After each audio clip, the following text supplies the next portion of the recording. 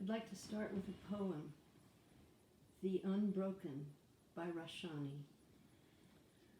Rashani is a contemporary mystic, a woman of vast talent, a poet, musician, feminist, healer, activist, ordained Buddhist, and still more, and she refers to her primary work as engaged art.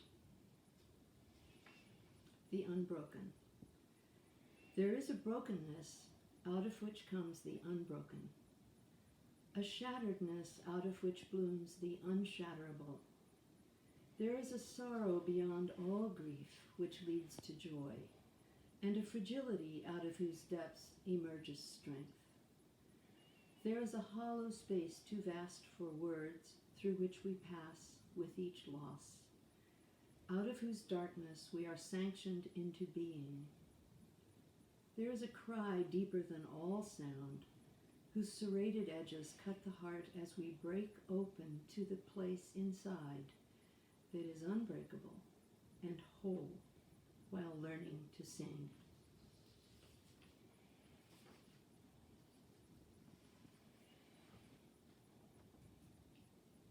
So in asking myself how to conclude this book, as in the beginning, so it has been in the ending of the book, I didn't know how to conclude it. I tried, and the various things I came up with didn't quite fit. And finally, I had to clean my plate of all my ideas of how this book should be ended and listen to the book itself, listen to the heartbeat of this book. And it took me to a very surprising place. Fortunately, I was able to attend, to listen to a webinar by Dr. Bonnie Damron, who is a scholar of Greek mythology, particularly pre-patriarchal myths, particularly myths viewed from the perspective of the feminine. And she did a whole webinar on Odysseus. And I heard Odysseus, I saw Odysseus through different eyes than I had in the first place. And I began to understand that Odysseus' journey was not simply a heroic journey filled with horrors and temptations and an arduous, struggle for 20 years while he was away from his family. But I came to see that actually it was also a love story, and that Odysseus made it all the way home. Odysseus made it home to his soul, his anima, as the Jungians call it, his soul mate, his wife, Penelope, his son, Telemachus, and his place in society, finally, after 20 years of absence. I let this speak to me. Since the image had come to me in the beginning of the book of Odysseus clinging to the mast, this seemed to me to be bringing to me, again from something beyond myself, the level of conclusion that we probably are all seeking in our lives, not only for our world, but for our individual lives, that we will not only keep struggling to make it through, but that we will actually make it home, whatever home means for each of us. I'd like to read a little portion from a book by the beloved Irish poet John O'Donoghue. The name of this book is To Bless the Space Between Us, and this is section 4, Homecomings. He writes, "To be, we need to be home. When a place to belong is assured, the adventure of growth can begin with great promise.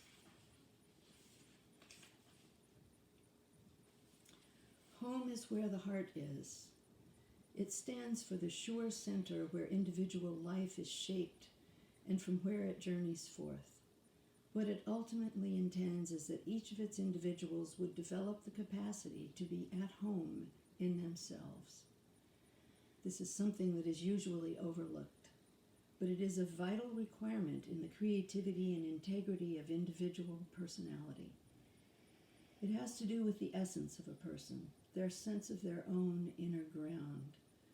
When a person is at home in his life, he always has a clear instinct about the shape of outer situations, even in the midst of confusion, he can discern the traces of a path forward.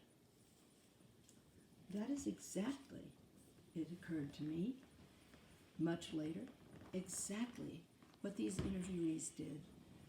And what I do draw now from these stories is the universality of their application to all of us. For many years I refused to see the universality because clearly we, white Americans, do not want to be claiming that we ourselves have had the experience of genocide or that we know anything like that level of suffering. So please don't hear it that way. At the same time, there is something archetypal and universal about the struggle to make it through and finally to make it home. Now, I would like to conclude by reading the final few paragraphs of my book. Odysseus' journey is really a love story. So, in the end, is our journey. The image of the mast that flashed into my mind that warm fall afternoon years ago when I was contemplating the Bosnian stories was full of implications, pregnant with symbolic meanings, long buried in my own mind. The implications were that these survivors clung to an internal rudder guiding them through horrific conditions and were propelled by love, like Odysseus. This is what allowed them to make it all the way home. This explains to me why the Bosnian stories are so gripping and have universal appeal.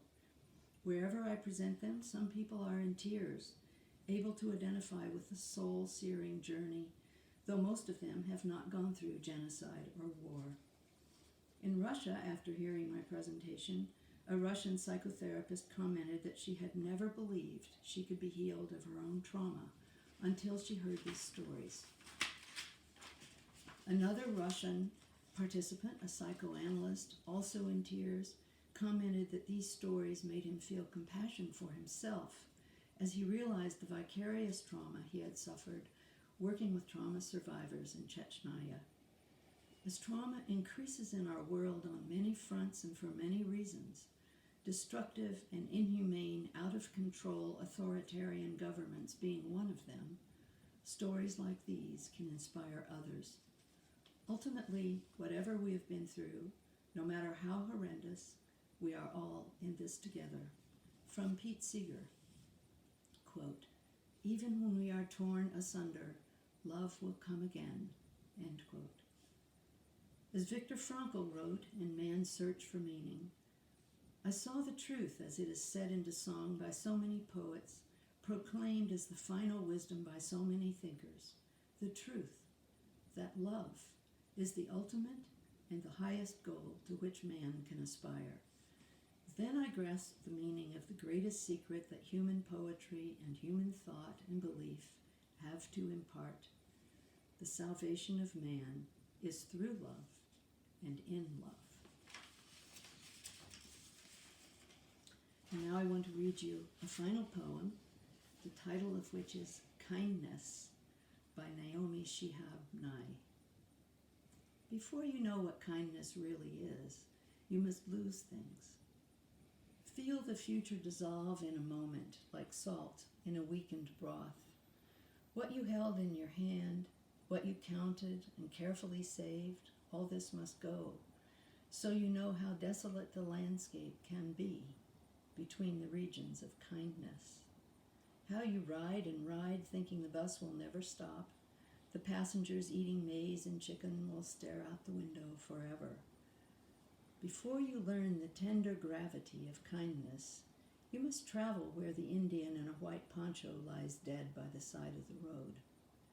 You must see how this could be you, how he too was someone who journeyed through the night with plans and the simple breath that kept him alive. Before you know kindness as the deepest thing inside, you must know sorrow as the other deepest thing. You must wake up with sorrow. You must speak to it till your voice catches the thread of all sorrows and you see the size of the cloth. Then it is only kindness that makes sense anymore. Only kindness that ties your shoes and sends you out into the day to mail letters and purchase bread. Only kindness that raises its head from the crowd of the world to say, "It is I you have been looking for," and then goes with you everywhere like a shadow or a friend.